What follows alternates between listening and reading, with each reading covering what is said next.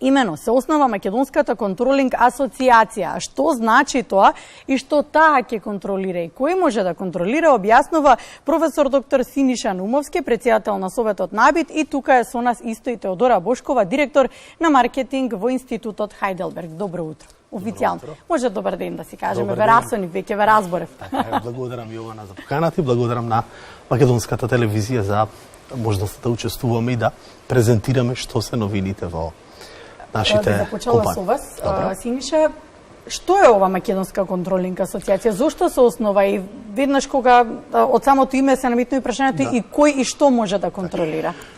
Контролингот, еве кога веќе зборуваме за асоциацијата, после 8 години ние работиме во тој контекст на сертифицирање или дооформување и зајакнување на професијата контролер. Во македонскиот јазичен речник не постои таков збор, обично го поистоветуваме со контролор.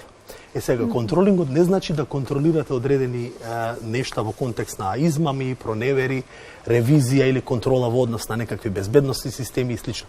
Контролингот е превземан од германското јазично подрачје, американците го викаат managerial accounting, или ние велиме контролингот е маркетинг на сметководството. Значи, ние се фокусираме на тоа како да ги продадеме бројките од сметководството за да ја антиципираме иднината. Обично сметководителите и финансиските директори работат ад хок.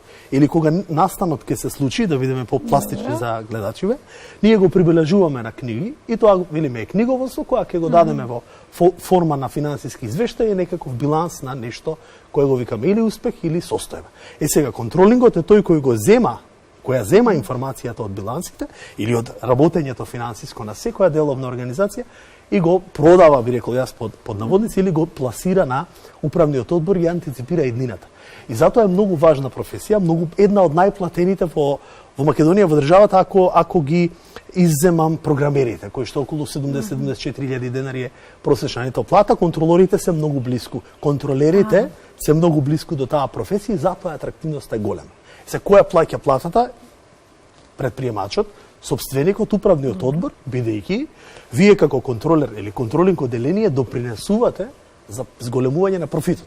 Ние имаме една метафора, контролерите се оние кои успешно го контролираат летот, како оние контролери во кулата на летот на авиацијата, и да го спуштиме во зона на профит. Ние сме тие кои треба го слетаме од оздола, пилотите се најдобри можеби, авионите се најсовремени од тип, но оној кој контролира балансерот, веројатно. Браво, балансерот е оној кој го симне авионот во зоната на профитот. Интенцијата, сега се враќаме на прашањето, Македонска контролинг асоциација е асоциација или здружение за заеднички интереси на контролерите и нивно заедничко делување во државата. Е иницирано од германските партнери од Хајделберг, од школата Frankfurt School of Finance and Management, една од најпрестижните школи во Германија, универзитети за финансисти, се наоѓа близко до Европската централна банка и гаи тамо лоби групи кои помагаат во таа фела да бидат поунапредени и поголем дел на контролери од Франкфурт. Извинете, од Манхајм. Значи, тие се центри кои не помагаат и после 8 години на делување, како независна контролинг фела, направивме 4 конференции, 400 учесници на конференциите и сертифициравме околу 75 македонски контролери со знакот на квалитет на меѓународната групација за контроли и сето тоа мислам дека даде една потпора или еден поттик да веќе самите тие алумни и на Академијата за банкарство која го води тој процес за сертифицирање и на Институтот Хајделберг да некако овозможиме простор за да се основа ово здружение, за да има размена на знаења, да има размена на искуства, унапредување и да има одредено градење на заеднички ставови. Ние гаиме еден став во Академијата и кој е на линија со германското мислење на западните земји или оние земји каде имаат германско јазично подрачје, дека контролингот треба да биде комплетно независен и одделен како позиција не во рамките на оддел за финансии. Многу близко до управните одбори, но не толку близко за да може да има влијание. Како едно независно тело, баш како и вие го рековте, балансер помеѓу извршувањето на финансиите и носењето на деловните одлуки. Сега, зошто е битен и како општествена тема? Затоа што и благодарност уште еднаш до вас ми давате простор да искажеме оваа патека која водиме, бидејќи државата има потреба од тоа. Контролингот во јавниот сектор речиси и да не постои. Ние неколку конференции сме направиле на назад и 2018-та, и 2017-та како меѓународна групација бевме домаќини тука, и 19-та, 20-та годините на назад веќе 4 конференции со една единствена цел да влијаеме и на државниот апарат да видиме кои се можностите и за примена на овие стандарди за контролинг кои што ги носи светското тело IGC, International Group of Controlling во Австрија со седиште и да ги промениме навиките со еден пластичен пример. Ако анализираме една државна клиника еве во ковидов актуелно, таму ќе видите 6 училници за еден доктор. Ако одите на приватна клиника ќе видите една канцеларија, извинете, 6 канцеларии, еден доктор користи 6 простори. Ординации простори. Да, како и да е. Добро. И тоа значи 6 пати зголемени трошоци. Ние обично народот како по дефолт, без разлика на која политика, државно е тоа велиме, нели? Народно државно е тоа, има пари. Такви сме воспитани уште од претходниот систем. Ајде да одиме во некој приватен субјект, приватна клиника, ќе видите таму има една просторија каде што имате 6 доктори. Што сакам да кажам? Се води правилото на оптимализација на трошоците. Добро, Синишан, извинете, ама не би споредила здравство со... Не, говорам, затоа што друга потребата, ваму не се плаќа здравството, тука се плаќа и нормално. Ако вие на менеджментот му направите, ние го велиме тоа KPI, клучни индикатори за перформанси. Тоа е тајната на контролингот, како да свирите клавир.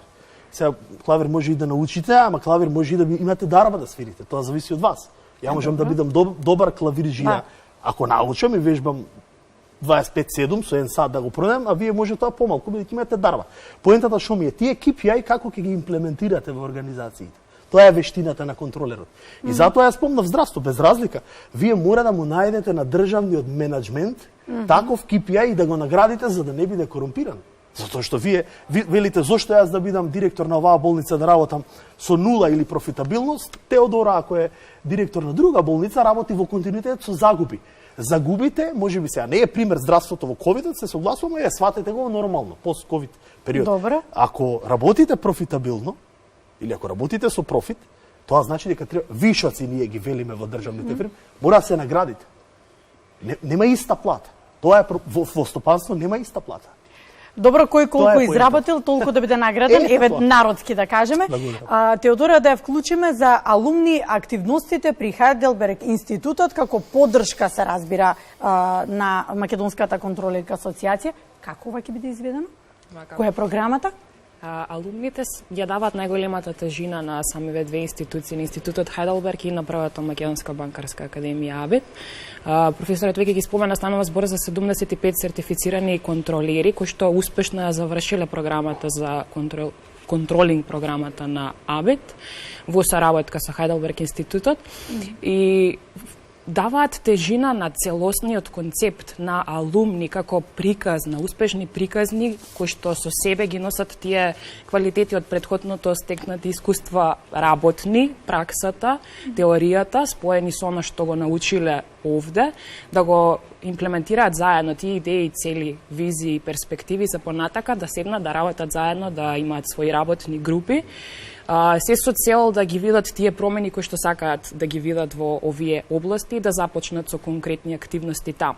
Тие и покрај тоа 75 сертифицирани контролери се мотивација за останатите алумни од останатите програми да се вклучат во овие процеси, да ги шират овие знаења, овие пракси и со ова да ја продолжат приказната на Хайделберг и на АБИТ. Затоа што слушнав дека се успешни на нас за 4 години, така беше?